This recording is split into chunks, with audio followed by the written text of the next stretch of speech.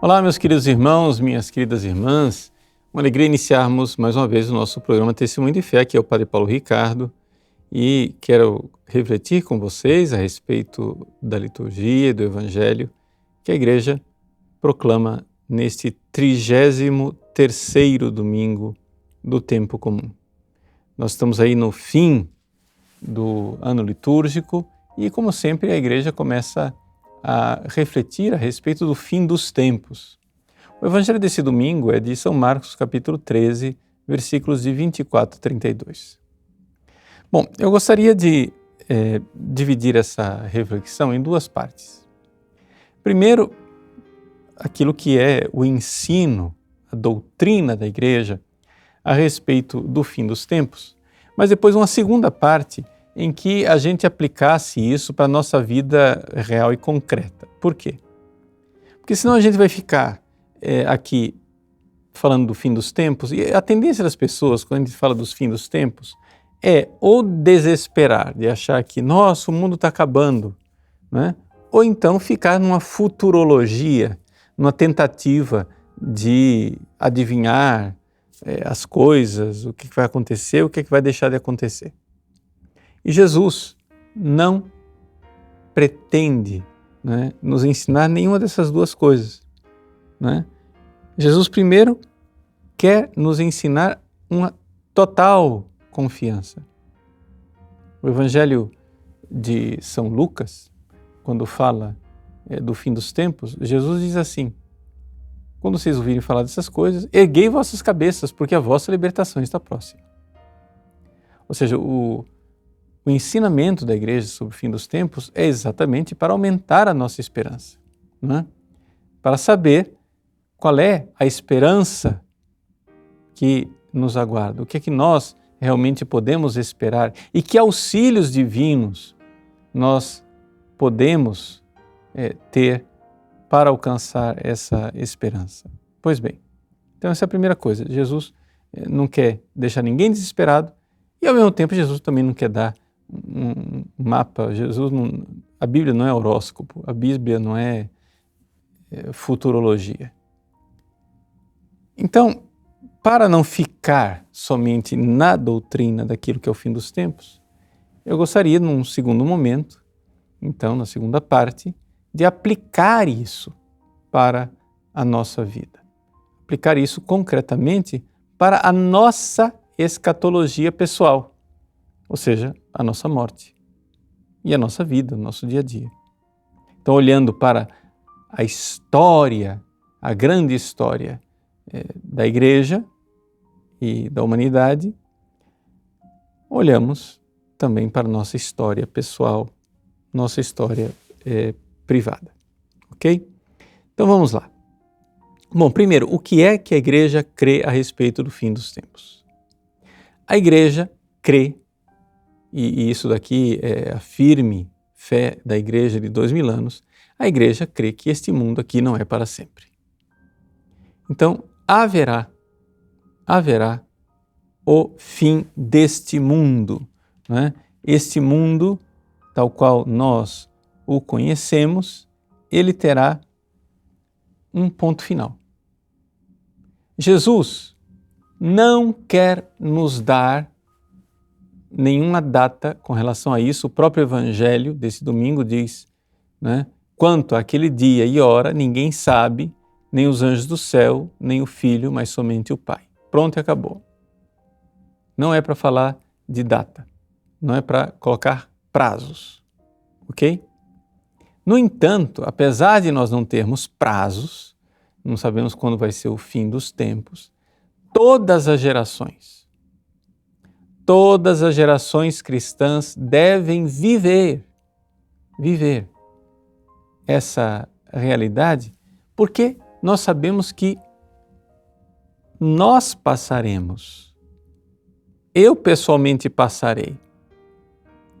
Eu posso não estar no fim dos tempos da história da humanidade, mas eu estarei no fim dos tempos da minha história.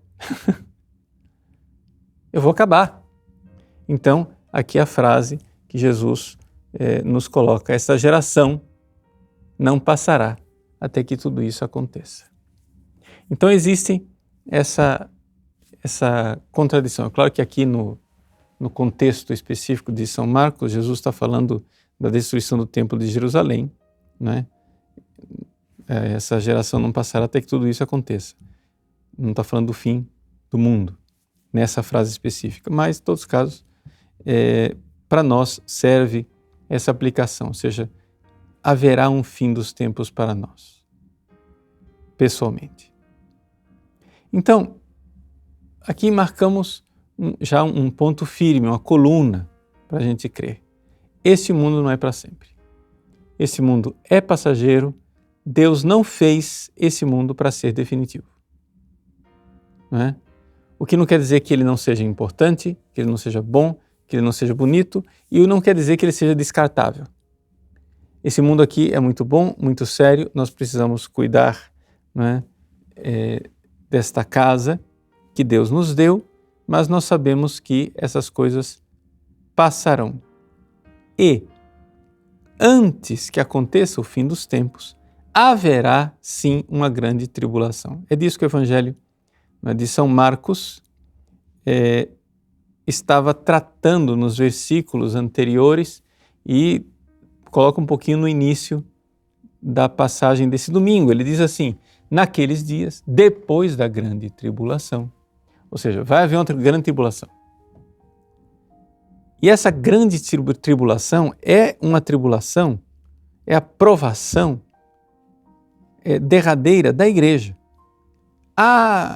Isso daí é uma visão pessimista, milenarista, sei lá o quê. Não, essa é a visão católica, essa é a fé católica, isso está no catecismo da Igreja Católica. Vai lá e lê no número 675 do catecismo. Está lá, a provação derradeira da igreja. Eu vou ler o catecismo para ninguém ficar achando que é coisa da minha cabeça, né?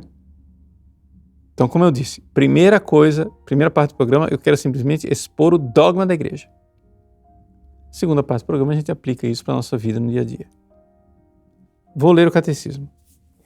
Antes do advento de Cristo, a igreja deve passar por uma provação final que abalará a fé de muitos crentes. Então veja, vai haver uma grande tribulação que vai realmente abalar a fé de muitos crentes. Continuo lendo. A perseguição que acompanha a peregrinação dela na terra, ou seja, a peregrinação da igreja, desvendará o mistério da iniquidade sob a forma de uma impostura religiosa que há de trazer aos homens uma solução aparente aos seus problemas à custa da apostasia da verdade. A impostura religiosa suprema é a do anticristo, isto é, a de um pseudo-messianismo em que o homem glorifica a si mesmo em lugar de Deus e de seu Messias, que veio na carne. Veja, o catecismo está dizendo com toda clareza, vai ter tribulação, vai ter provação da igreja. O Evangelho de São Marcos nos transmite isso naquela cena inicial. Naqueles dias depois da grande tribulação, o sol vai se escurecer. O que é o sol que se escurece? Quer dizer que Jesus, que é o sol, já não vai ser mais visto pela maior parte das pessoas. De alguma forma, a presença de Jesus vai se ocultar. Somente um pequeno grupo, de pessoas vão continuar fiéis. Na humanidade, a humanidade vai viver como se Cristo não existisse, não tivesse vindo. Como Jesus. Jesus perdeu seu brilho. Então o sol vai se escurecer e a lua não brilhará mais. Ou seja, também a igreja vai perder a sua luminosidade diante do mundo, da sociedade. O sol é Cristo, a lua é a igreja. E as estrelas começarão a cair do céu. E as forças do céu serão abaladas. Isso daí quer dizer o quê? Isso quer dizer que as estrelas são as pessoas que têm fé. Ficarão abaladas. O próprio catecismo está dizendo isso. A provação final que abalará a fé de muitos crentes. Então a igreja, ela vai perder o seu brilho. O próprio catecismo diz isso no número 677, quando ele diz assim, que o reino não se realizará por um triunfo histórico da igreja, né? Mas por uma vitória de Deus sobre o desencadeamento último do mal. Isso quer dizer que a igreja seguirá o seu Senhor em sua morte e ressurreição. Isso aqui pode parecer muito chocante para algumas pessoas, mas é o nosso catecismo. Então, tudo isso vai acontecer no fim dos tempos. Quando isso vai acontecer, Padre? Resposta: nós não sabemos. Ao mesmo tempo, sabemos que acontecerá no nosso tempo. Como assim? Bom, veja, o próprio catecismo responde isso daqui.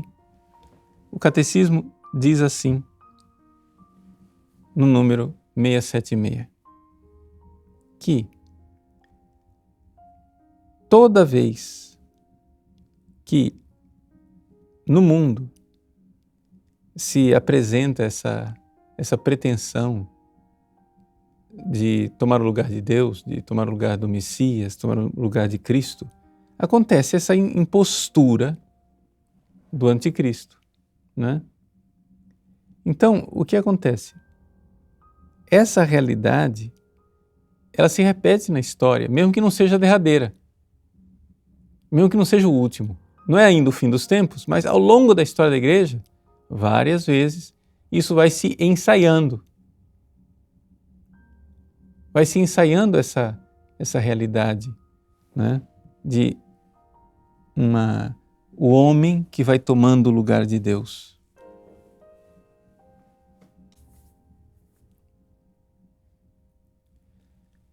Então é importante nós termos a fé muito clara.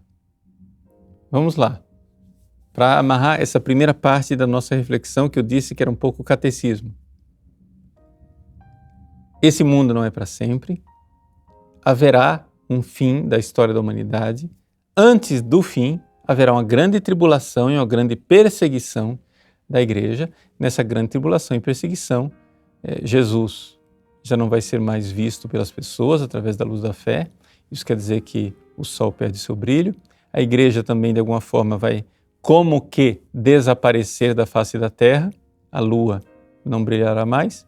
E muitas pessoas que têm fé perderão a fé. Vai ser o que nós chamamos de a grande apostasia, né? Tudo isso está no catecismo, tudo isso está no evangelho desse domingo, tudo isso está no catecismo. Isso vai acontecer no fim dos tempos. Agora, então, virá Jesus gloriosamente. Essa vinda gloriosa de Jesus vem para dar o triunfo, não é, à sua esposa, que é a igreja, que, como o seu divino esposo, ela passou por uma espécie de morte e agora precisa ressuscitar. Então, na verdade, se a gente pudesse dizer assim, nós podemos dizer que o que aconteceu com Jesus, especificamente, morte e ressurreição, é o que acontecerá com a sua esposa, a igreja, morte e ressurreição, e isso explica a escatologia. Isso explica o fim dos tempos, isso explica a história da humanidade. Esse será o caminho. O caminho é a cruz e a ressurreição. Ok? Pronto. Está claro? Essa é a nossa fé. Isso não se questiona. O que nós não sabemos é quando isso acontecerá. Mas aqui vem a aplicação para a nossa vida.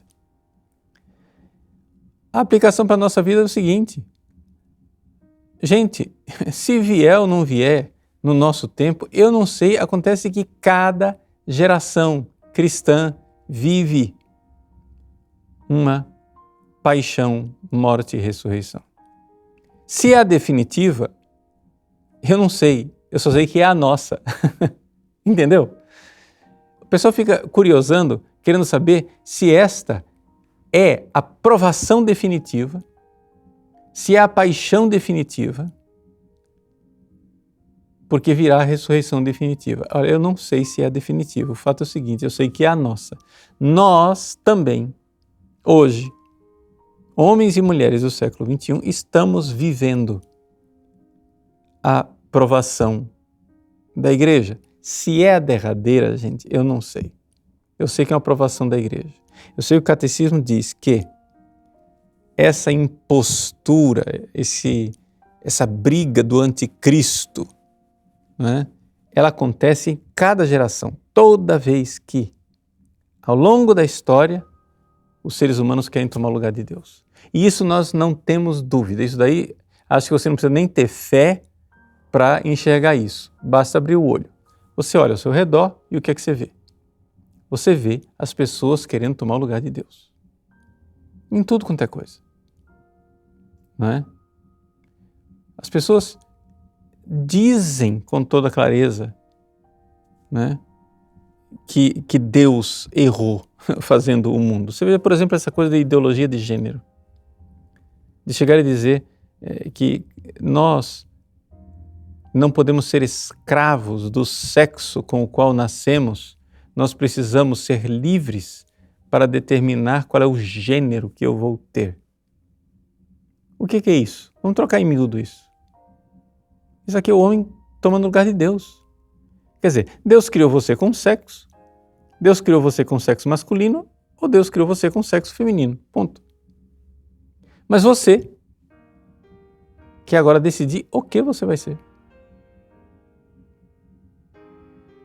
É o homem colocando no lugar de Deus. Veja, nós estamos numa tal pretensão de engenharia social, onde as pessoas estão tomando o lugar de Deus e nós agora é que determinamos o que é certo e o que é errado. Nós, ao invés de pegarmos os 10 mandamentos, não é, que Deus colocou, nós vamos criando uma ética paralela. Entende? Veja, nós estamos... Quando Moisés desceu da montanha, ele trouxe as 2 tábuas da lei. É como se a gente tivesse pego, arrancado as 2 tábuas da mão de Moisés, né? Apagado o que estava escrito lá e vamos agora escrever os nossos mandamentos. Isso está acontecendo, as pessoas estão tomando o lugar de Deus. Isso a gente vê na nossa vida, isso influencia diretamente a nossa vida. Por exemplo, você diz, os 10 mandamentos, honrar pai e mãe. Não tem esse negócio de honrar pai e mãe. Agora o negócio é o seguinte, o crime é outro. É se o pai ou a mãe constrangir o filho e quiser educar o filho. Se um pai ou a mãe quiser educar um filho, pode chamar a polícia. A delegacia do menor está aí para isso. Veja, essa é é o mandamento ao contrário. Honrar pai, o 4º mandamento não existe mais. Existe agora o pátrio poder do pai e da mãe, agora é do Estado. É o Estado que manda nos filhos. Honrar pai e mãe é o seguinte, nunca você pode, né, deixar de honrar e de venerar essa falsa ética dessa sociedade maluca revolucionária que está aí. Ponha seu pai e sua mãe na cadeia, mas não desobedeça a ética dominante. 5º mandamento, não matar. Você não pode matar os animaizinhos. Não é? As pessoas derramam lágrimas sem fim porque um cachorrinho foi atropelado. Mas abortar uma criança, isso não é nada. O mico-leão dourado é um drama. Não é?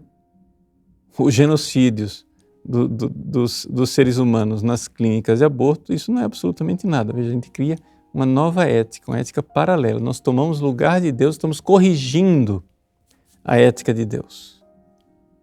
Não é? Não roubar.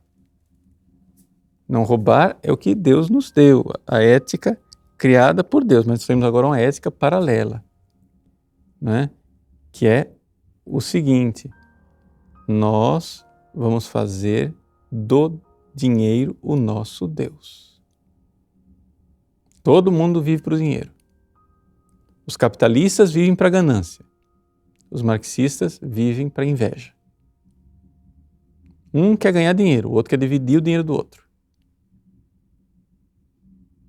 E essa é a ética da coisa. E assim por diante. Veja, não desejar a mulher do próximo. Não, mas agora se você não vir pornografia é porque você é recalcado, porque você você tem algum problema. É normal. Vejam, essa ética substituta, nós tomamos o lugar de Deus, nós estamos tomando o lugar de Deus, e isso é um absurdo tão grande, isso é uma realidade tão abominável, que isto é o anticristo hoje. Acontece o seguinte, gente, eu não sei se o fim do mundo e da história do planeta vai acontecer no prazo da minha vida. Eu só sei que é o seguinte, a minha morte vai acontecer no prazo da minha vida. E eu irei me apresentar diante do justo juiz para julgar os vivos e os mortos. E a pergunta é a seguinte, a quem eu estou querendo agradar? A quem eu estou querendo servir?